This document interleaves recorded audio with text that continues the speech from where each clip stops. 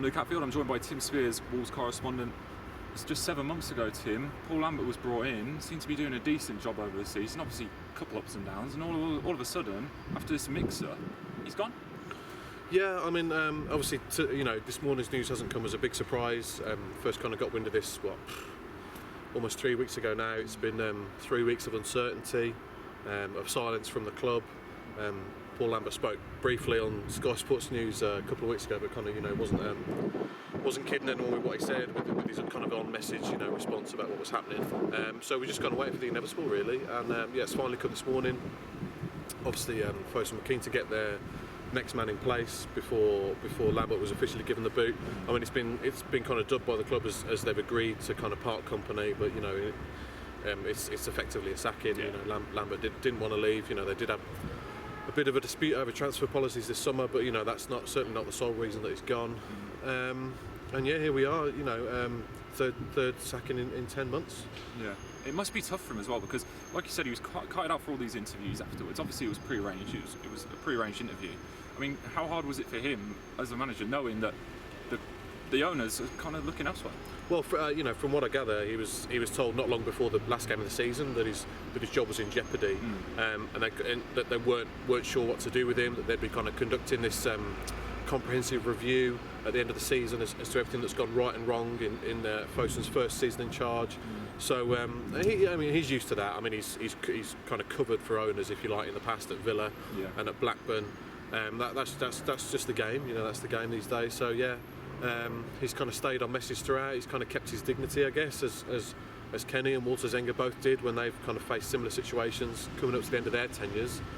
And yeah, here we are. We move on again. Yeah. Do you think Fosun maybe have listened to some of the fans in this sense? Because I mean, Lambert, he got a bit of a hard ride from some of the fans, especially during that bad run. I mean, I know it was a very bad run. But you'd think, well, fans, he's only been there a couple of months, you think they'd give him more of a chance. But do you reckon Fosun have listened to them a little bit, or is this kind of their own decision? No, I mean, they do listen. They do listen to the fans. I know that they keep quite a close eye on public opinion. Rightly, you've got to listen to what the fan base is saying. How much of an emphasis you give that when you're making a final decision is perhaps a bit dangerous sometimes. But yeah, Lambert was never really given much leeway by the fan base. He didn't really have a honeymoon period. 2-3 games in, people were already questioning whether he was the right man for Wolves after a couple of iffy results to start with. I think the reputation he had from Villa probably had quite a lot to play with that. Yeah. Touched on this before, but obviously Black Country is such a incestual hotbed of football, really, with Villa, Albion, Blues, Walsall. Everybody mixes in with each other. Everybody has their opinions on each other's managers. So Lambert came with this kind of dour reputation from Villa.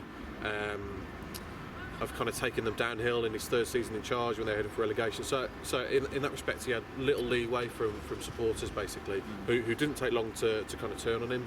Certainly a majority of them. So results were mixed.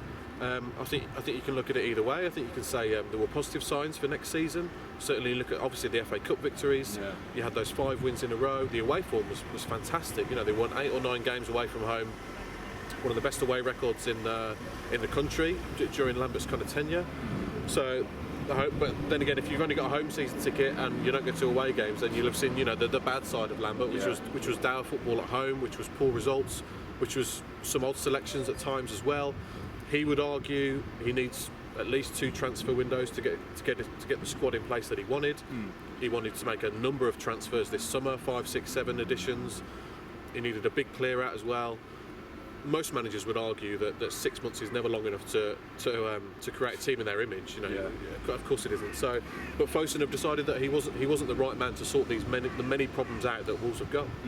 And obviously, it's not just Lambert who's left either. I mean, we've seen big names: Tony Daly, Rob Edwards, Pat Mountain, all of them leaving. Yeah, it's not unexpected. Obviously, with the new guy coming in, he'll want his own team. It's a shame, real shame for some of these guys. Tony Daly's been here 10 years, done a great job behind the scenes. Obviously been here 4 years as a player as well. Pat Mountain, we gather, he's in discussions over an academy role, but obviously he's been demoted from first team goalkeeping coach. Rob Edwards, very highly regarded at the club.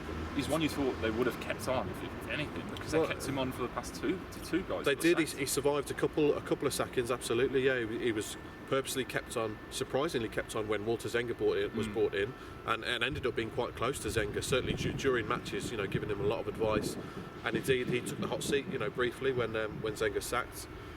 For a couple of games, Derby defeat and Blackburn draw, but very highly regarded as a coach within the setup. Very young, I think he's 33, 34. He was one that Wolves are kind of earmarked, has been at the club in the long term. And then Stuart Taylor, obviously, as well, was brought in by Lambert 7 months ago. He's gone as well. So it's very, very much a clean sweep. We're expecting 3 or 4 members of a backroom team to come in with Nuno, when he comes in, probably tomorrow. So very interesting times. I think a lot of fans have called for this, for a fresh broom to go through the club, for a clean slate. A lot of people see it as a negative, that the fact that these guys have been here for a long time and results haven't really drastically improved in that time. I mean, it's a difficult one. At the end of the day, whoever's in charge, whoever's head coach, needs his own staff with him that he can work with. Yeah, that's football. So it's not a big surprise to see them go. Yeah, and do you think fans want to see more of these Mendes signings? We've seen Helder Costa, he did really well, but some of the other signings which brought in really haven't done too well for Wolves this season. Do they want to see more players like that brought in? And they think if someone like Nuno comes in, you're going to see more of them players? I think, at the heart of this, I think if that happens this summer, which we do expect more overseas additions of the ilk that we saw last summer, then the key is that Nuno is better suited to working with them and to working with the players that Jorge Mendes will provide for Wolves. Obviously, they go back a long way, and I think that's at the heart of this, really, that Nuno will work better in the structure that Wolves have got. Lambert was very much his own man. He didn't want to be dictated to by an agent, which I think most kind of traditional managers and head coaches would say is fair enough. Yeah, definitely. He wanted to call most of the shots. He didn't want to be given players. He wanted to have final say on players. Now that's a prerequisite for many managers and head coaches when they take a job. Perhaps it's not a prerequisite of Nuno. So he will perhaps work better in a structure that Fosun want to implement and wanted to implement last summer. When they went for Julian Lopetegui, who was always very much their plan A when they took over the club. Obviously, he turned them down right at the last minute when he got the Spain job. Zenga was then a panic appointment, and Lambert was was brought in to steady the ship because Zenga kind of left them in a bit of trouble. They were heading towards the bottom 3 at the time. So you can see how it's gone, and now they've reverted kind of back to plan A, if you will, and they're going for a Lopetegui style appointment, someone well respected across Europe, got a pretty decent CV, for the last 5 years, but most importantly, we're working with the structure that they've got. Yeah, and a couple of other players are still up in the air now. Of course, Andy Weimann brought in under Lambert. Does it look like he's going to stay? And then obviously Silvio as well. And then of course he signed Ben Marshall in January. What does the future spell for them? That's the thing, you see. They've gone in so many kind of different directions already, just in 10 months. From Lopetegui, then to Zenga, then to Lambert. The recruitment strategies last summer in January were polar opposites. Thelwell and Lambert have identified Marshall and Weimann, who both came in and did well, particularly Marshall. Weimann did. I was impressed with him, particularly when he was played up front. Yeah. He had to cover right midfield a lot of the time when Costa was in the season. But I think Ben Marshall will be fine, who's ever in charge. He's a technically gifted player who did very well last season. But yeah, sort of Weimann, I can't see that happening now, to be honest. Yeah. Him and Lambert were kind of intrinsically linked together. I don't think he'd come in on loan if Lambert was in charge necessarily. Yeah. So no, I don't see him staying. Silvio, it was kind of odd, when they said a few weeks ago with the retained list that they hadn't made a decision yet on Silvio. We suspected at the time that was going to be linked to whoever was in charge, and that appears to be the case. So I would expect him to stay now. Yeah, and one last thing, we did touch on Nuno a little bit, but he has got quite a CV. We're talking about Lambert and how harshly he's been treated by Wolves, but you look at the guy they're bringing in, and you've got to say, well, he's won a fair bit. Yeah, it's a ruthless strategy, Like I said, some would say that Lambert should have been given time. Obviously, he's had the advantage of assessing his squad over the last 6-7 months. He knows where the weaknesses in his eyes in the squad are. He knew what needed to be addressed this summer in the transfer market.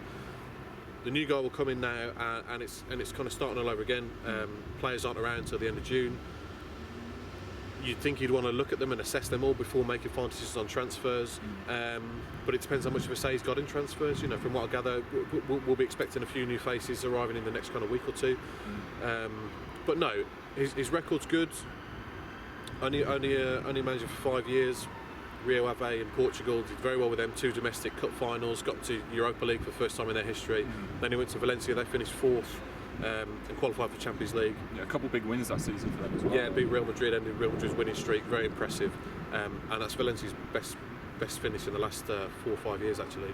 Left in a bit of a mess. I mean, Gary Neville was the one who came in after he resigned. They were in 9th at the time. And then Porto last season, it's difficult to judge really because if you're going to be Porto manager, you've got to win the league or it's failure, I suppose. I mean, it's a 3-team league effectively with Sporting Lisbon and Benfica. Last 16 in the Champions League. Had quite an easy group with Leicester, Copenhagen, and Club Brugge as well. Qualified from that, lost to Juventus. It's difficult to judge him on last year.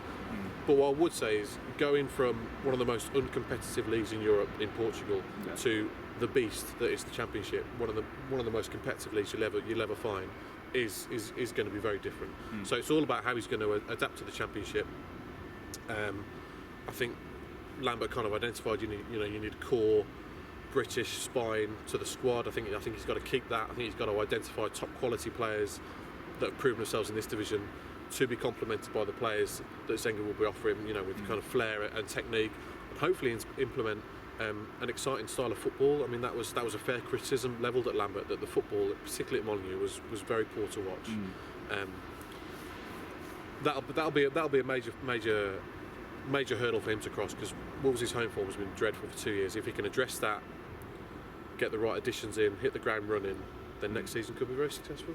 Yeah. And all this will be forgotten. Well, let's hope so. So, Paul Lambert leaves Molineux. We're expecting an appointment of Nuno Espirito Santo in the next 24 hours or so. Stay on expressandstar.com for all the latest.